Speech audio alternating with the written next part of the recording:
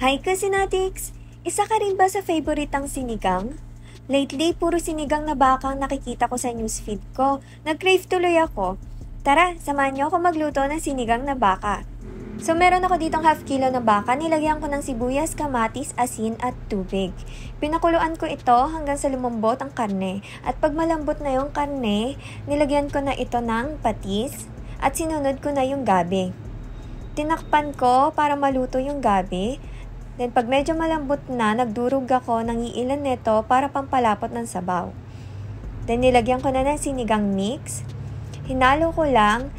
Then sinunod ko na yung labanos, okra at sitaw.